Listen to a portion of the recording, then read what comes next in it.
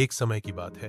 एक छोटे से गांव में रमेश नाम का एक किसान अपने बेटे अर्जुन और एक पालतू बंदर के साथ रहता था। यह बंदर अर्जुन को बहुत प्यारा था और दोनों में गहरी दोस्ती थी। बंदर का नाम मंगू था। मंगू बहुत समझदार और चतुर था।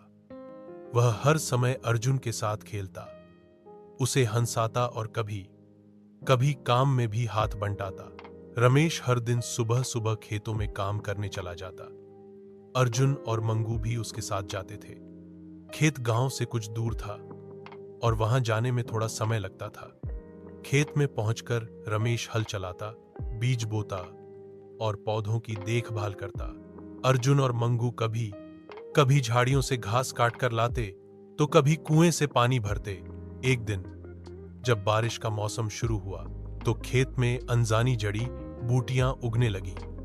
मंगू हर दिन एक खास पौधे के पास जाकर बैठ जाता। यह देखकर रमेश को शक हुआ कि कुछ खास बात जरूर है। उसने उस पौधे को उखाड़कर गांव के वैद्य के पास ले गया।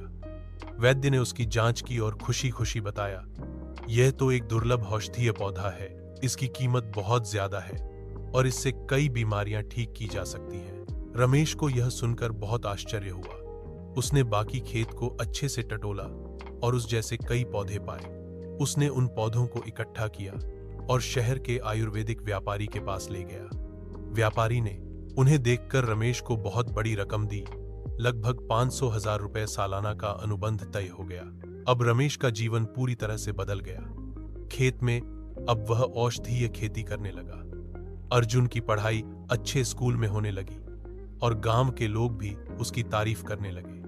लेकिन रमेश ने कभी यह नहीं भूला कि यह सब मंगू की समझदारी की वजह से हुआ। उसने मंगू के लिए एक सुंदर सा घर बनवाया, उसके खाने का विशेष ध्यान रखने लगा और हर त्योहार पर मंगू को भी मिठाई मिलती।